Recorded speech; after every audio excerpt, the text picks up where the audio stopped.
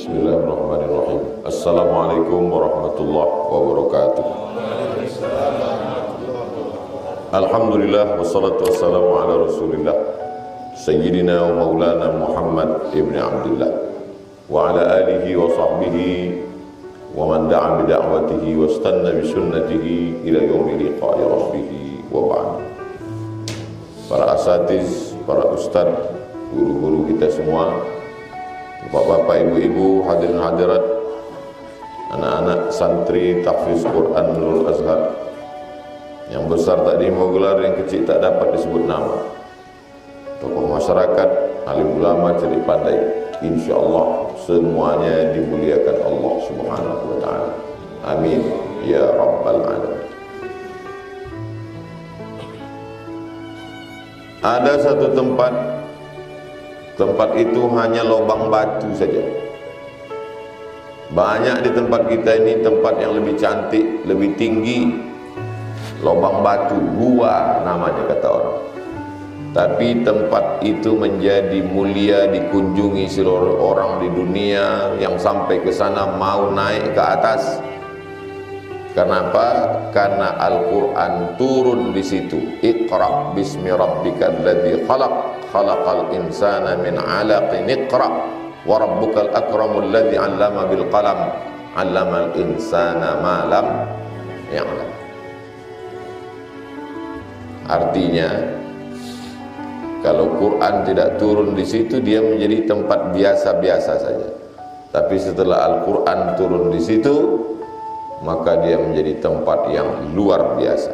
Luar biasanya karena Al-Quran.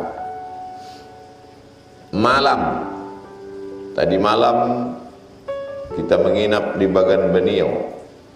Kemarin malam di Pekanbaru. Ada siang, ada malam. Allah bersumpah demi malam. Wal-laili idza saja, wal-laili idza yaghsha. Tapi malam itu diberikan Allah keutamaan. Lailatul Qadri khairum min alfi syahri. Lebih baik daripada 1000 bulan. Mengapa malam itu mulia? Alasannya, inna anzalnahu fi lailatin mubarakah. Karena Al-Quran kami turunkan pada malam yang penuh dengan berkah. Dalam ayat lain, inna anzalnahu fi lailatul qadr. Malam menjadi mulia karena Al-Quran. Malam yang biasa menjadi malam yang luar biasa karena Al-Quran. Itulah mengapa dalam doa selalu kita katakan Allahumma arhamna bil Quran. Turun rahmat Allah karena Al-Quran. Termasuklah kedatangan kita ke Bagan Benio ini. Kita melangkah kaki dari rumah, bismillah tawakkaltu 'ala Allah, la haula wala quwata illa billah. Tapi ini semua karena kemuliaan Al-Quran. Anak-anak yang maju tadi itu kecil semua. Yang sholat maghrib kemarin sore anak kecil kelas 2 SMP. Yang menjadi imam subuh ini anak kecil juga. Padahal kita tua-tua di belakang, sebaya anak-anak kita. Kenapa mereka maju ke depan? Apa kelebihan mereka? Karena ada Al-Quran di kepalanya.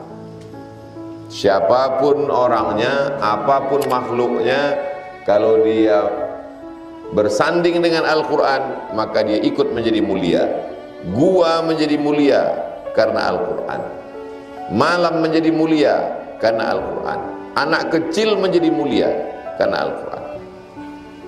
Bulan, sama bulan-bulan itu semua, Januari, Februari, Maret, April, Mei, Juni, Juli, Agustus. Tapi bulan itu menjadi mulia. Satu-satunya nama bulan yang disebutkan dalam Al-Quran, Syahrul Ramadhan alladzi unzila fihil Quran. Bulan Ramadan itu mulia karena Al-Quran. Padahal banyak bulan lain. Apapun namanya, kalau dia menempel dengan Al-Quran, dia menjadi mulia.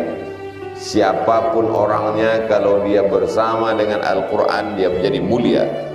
Sudah banyak contoh hidup saya tengok di dunia ini. Orang yang biasa-biasa saja, Tapi ketika dia memuliakan Al-Quran, menghafal Al-Quran, membaca Al-Quran, maka dia diangkat Allah derajatnya. Karena Al-Quran kalamullah, satu-satunya kitab suci di atas dunia ini yang dihafal manusia.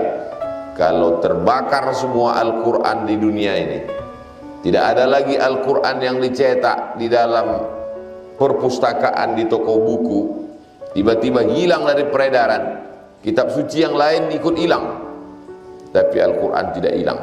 Kenapa?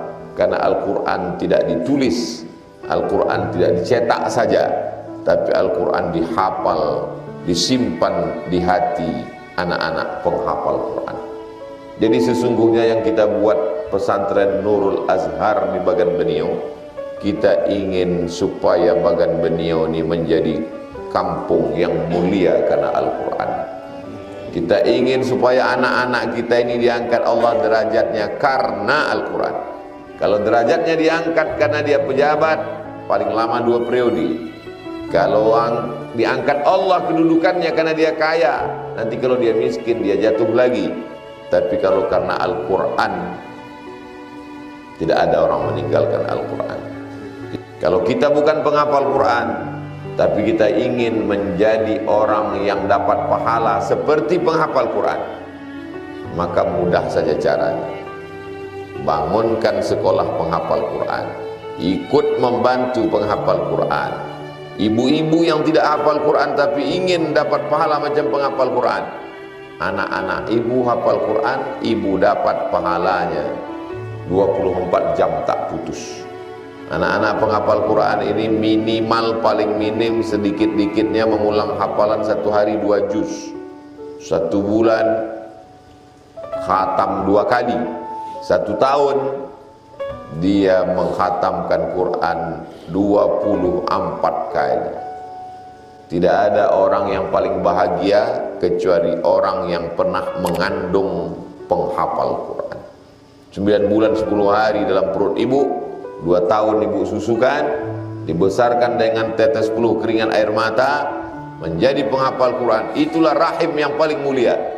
Ada rahim yang pernah mengandung calon koruptor, ada rahim yang pernah mengandung calon penjudi, ada perut yang pernah mengandung calon pezina, ada orang yang pernah menyusukan orang peminum khamar. Tapi ibu-ibu perempuan yang luar biasa. Kenapa? Karena dia mengandung penghafal Quran. Berbahagialah. Kenapa? Karena sampai hari kiamat tak putus. Dan nanti ketika di akhirat saat dihadapkan kepada Allah Subhanahu wa ta'ala, ada orang-orang yang di atas kepalanya tajun minan nur, mahkota dari cahaya. Siapa itu?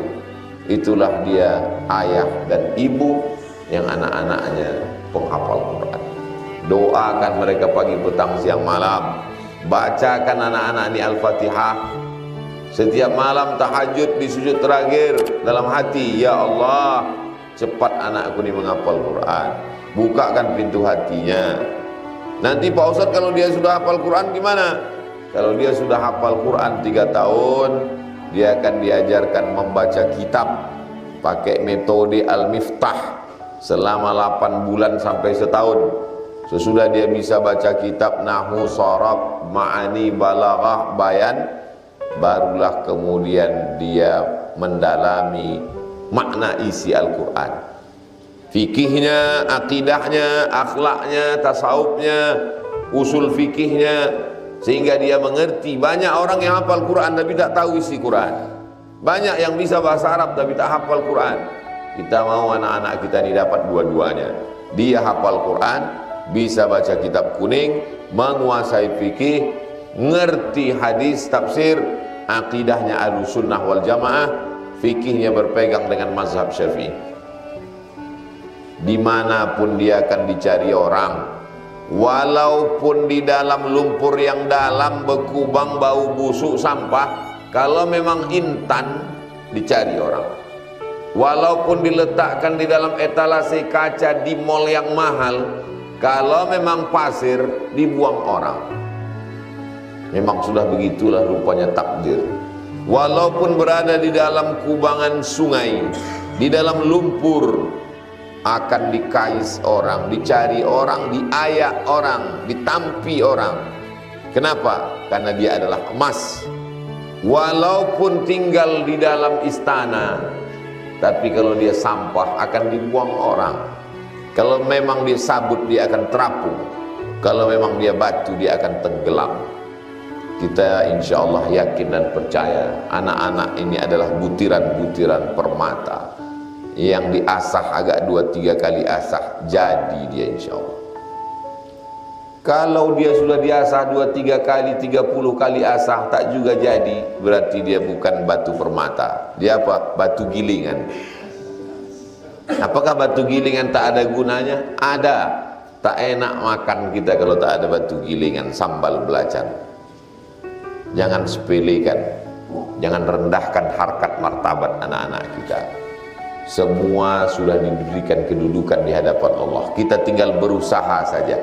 Apakah ayah dan emak saya dulu waktu mengajar saya merangkak, waktu mengendong saya menangis di tengah malam 40 tahun yang lalu, tahu dia saya akan jadi apa sekarang? Tak tahu. Mereka membesarkan ikhlas karena Allah Subhanahu wa ta'ala. Itulah mengapa dalam Quran itu tak ada ayat ayah dan ibu disuruh menjaga anak, tak ada. Carilah dari Al-Fatihah sampai ke An-Nas, hai orang beriman, jagalah anakmu, tak ada. Kenapa? Karena semua ayah dan emak sayang kepada anak. Tapi yang ada dalam Quran, wabil walidaini ihsana, berbuat baiklah kepada orang tua. Yang ada dalam hadis, apa kata Nabi SAW? Maukah kamu aku tunjukkan ala adullukum ala akbaril kabair? Maukah aku tunjukkan kalian dosa terbesar di antara dosa yang paling besar? Apa itu ya Rasulullah? Al-isyraku billah, syirik, mempersekutukan Allah. Yang kedua, uququl walidain, durhaka kepada orang tua. Orang tua itu nomor 2 langsung setelah Allah Subhanahu wa ta'ala. Wa qadha rabbuka alla ta'budu illa iyyah. Allah mewajibkan kamu untuk beribadah menyembah hanya kepada Allah. Setelah Allah langsung wabil walidaini ihsan, berbuat baiklah kepada orang tua. Orang tua, bapak ibu yang ada di Bagan Beniau, saya yakin dan percaya mereka menjaga merawat anaknya dari mulai makanannya, tapi jangan lupa jaga hati dan pikiran mereka untuk tetap fokus menghafal Quran. Targetnya 30 juz. Setelah 30 juz, panjang umur kami, akan kami bawakan kemari guru-guru pembaca kitab kuning supaya mereka bisa membaca kitab kuning. Setelah itu nanti izinkanlah anak ini untuk terbang sejauh mata memandang. Ada yang terbang ke Makkah Al-Mukarramah di Ummul Qura, ada yang terbang ke Maroko, universitas tertua di dunia, Qarawiyyin, ada yang terbang ke universitas tertua nomor 2 di Tunisia, Zaitunah, ada yang terbang ke universitas nomor 3 tertua, Al-Azhar, Kairo. Ustadz, jangan pikirkan terbang-terbang anak kami ini, pikirkan juga kemana hinggapnya. Insya Allah Allah memberikan tempat hinggap yang layak, yang baik, yang mulia, sesuai yang dijanjikannya. Inna nahnu nazzalna dzikra wa inna lahu lahafizun. Kami yang menurunkan Al-Quran ini, kami juga yang menjaganya, kata Allah. Allah itu kan satu, qul huwallahu ahad, la ilaha illallah. Kami itu kan banyak. Mengapa pula ketika Allah mengatakan kami menjaga Quran dibilangnya kami banyak? Apa kata ahli tafsir? Salah satu maknanya, kami di situ maknanya kata Allah, aku dan para penghafal Quran. Penghafal Quran disertakan Allah bersama dirinya. Orang yang penghafal Quran bersama dengan Allah menjaga Al-Quran. Berikut ini adalah rombongan Bapak Gubernur lewat pintu tol tanpa pemeriksaan, lewat pintu Chevron tanpa pemeriksaan, lewat semuanya. Padahal kami tak ikut rombongan, cuma ikut aja di belakang. Bersama rombongan pejabat pun kita mulia, apalagi bersama dengan Allah Subhanahu wa ta'ala. Penghafal Quran ini Allah menyertakan mereka bersama Allah. Inna, kata Allah, lahafizun. Kami, kata Allah. Kami di situ bukan Allah bersama yang lain. tapi Allah bersama para penghafal Quran. Kalian bersama dengan Allah menjaga Al-Quran. Takkan mungkin disia-siakan Allah. Innallaha la yudhi'u ajral muhsinin. Allah tak akan menyia-nyiakan orang yang baik. Apalah untungnya bagi Ustadz Tatang Yudiansah? Apalah untungnya bagi Ustadz Al-Nob? Apalah untungnya bagi Ustadz Somad? Tak ada untung apa-apa bagi kami. Keuntungannya hanya saja ketika kami mati nanti, amal kami tak cukup. Mudah-mudahan kami mendapatkan syafaat penghafal Quran. Ada syafaat Nabi Muhammad SAW, ada syafaat malaikat, ada syafaat Allah, ada syafaat Quran. Kami tak hafal Quran, tapi jangan lupa ada satu lagi, syafaat penghafal Quran. Ketika anak-anak penghafal Quran ini ditanya Allah, kau masuk surga, siapa lagi yang mau kau ajak? Tentu yang diajaknya pertama emaknya, karena melahirkan dia. Ayahnya. Siapa lagi diajaknya? Neneknya, datuknya. Tak mungkin dia lupa dengan Pak Kadus. Tak mungkin dia lupa dengan Pak RT, Pak RW. Tak mungkin dia lupa dengan kami. Maka siapa saja yang dia ingat, dia akan selamatkan karena syafaat yang diberikan Allah kepadanya. Dia bisa memberikan syafaat kepada yang lain. Jadi kalau Bapak Ibu bingung melihat kami, apa yang dicari mereka datang ke Bagan Benio ini? Apa sebetulnya motivasi mereka ini? Lihatlah Pak Dokter, Bu Dokter, Pak Dokter jauh meninggalkan praktek. Ini hari libur. Hari libur mestinya mereka duduk dengan anak istri, datang mereka jauh kemari, beli minyak sendiri, bensin sendiri, makan sendiri, tanggung sendiri. Apa yang mereka cari ini sebetulnya? Khitan pun gratis. Mereka hanya ingin mendapatkan doa dari penghafal Quran supaya keluarga mereka sakinah, mawaddah, warahmah, anak-anak mereka soleh dan solehah, hidup mereka tenang di tengah kekacauan dunia yang mengkhawatirkan. Mereka semuanya datang kemari ingin mendapatkan pahala, kemuliaan dan doa mustajab dari anak-anak kita yang menghafal Quran ini. Maka mari kita jaga bersama sesuai dengan bidang kita masing-masing. Masyarakat yang ada di Bagan Benio, bapak-bapaknya, ibu-ibunya, maka jaga Nurul Azhar, jaga bangunannya, jaga anak-anaknya. Apa yang mengkhawatirkan, yang mencemaskan, terjadi sesuatu, lapor ke Ustaz Al-Nob. Kita akan musyawarahkan, kita carikan solusinya, kita akan berusaha.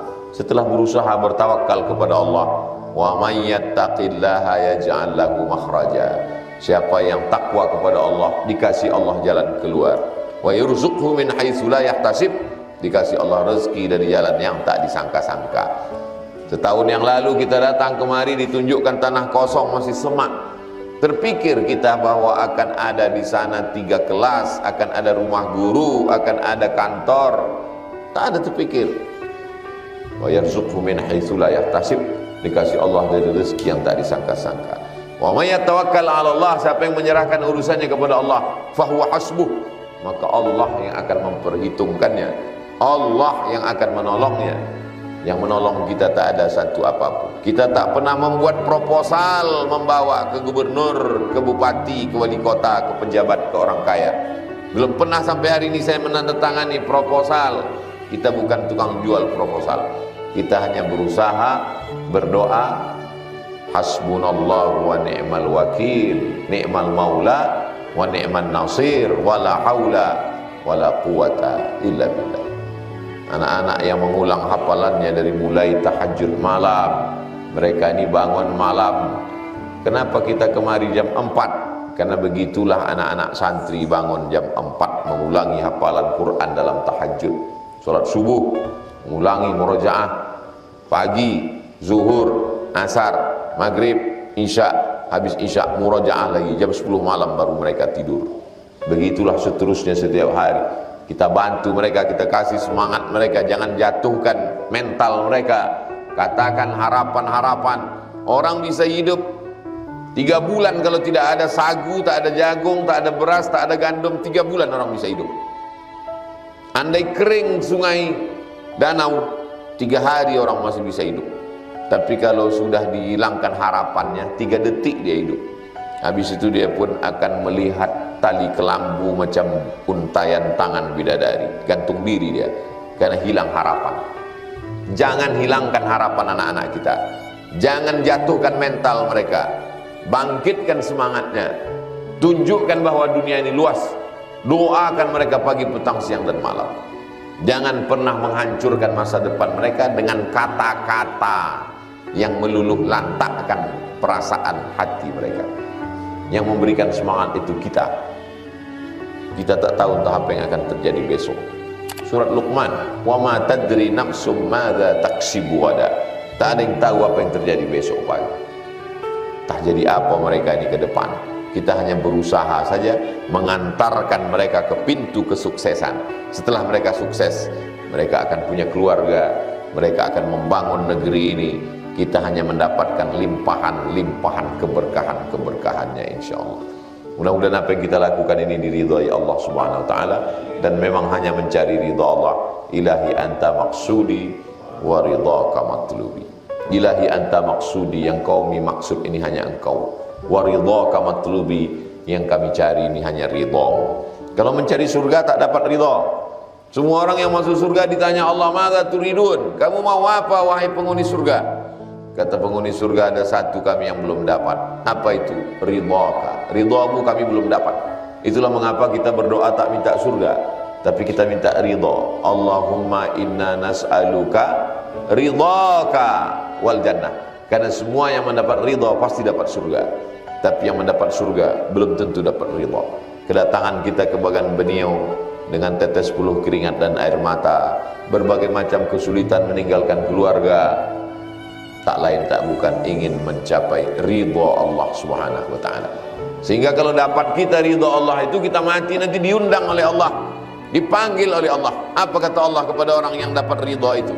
Ya ayyatuhan nafsul mutmainnah, irji'i ila rabbiki radiyatan mardiyah. Radiyah, engkau ridha kepada Allah. Mardiyah, Allah ridha kepada engkau. Radiyatan mardiyah, dipersilakan oleh Allah. Fadkhuli fi ibadi, bergabunglah kau dengan hamba-hambaku yang sudah ridha.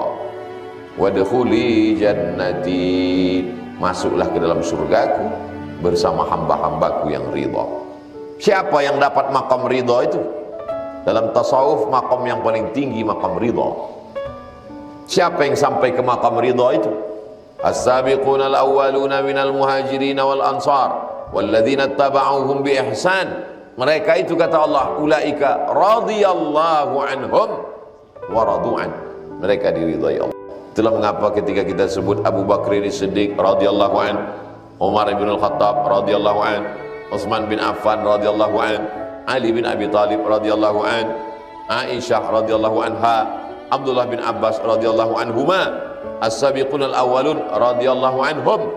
Karena mereka meninggalkan keluarga di Makkah, meninggalkan rumah di Makkah, meninggalkan harta di Makkah, pergi ke Madinah untuk mendapatkan ridha Allah Subhanahu wa taala. Itulah mengapa sebelum matahari terbit, itu yang kita katakan, raditu billahi rabba wa bil islami dina wa bi Muhammadin nabiyyan wa rasula.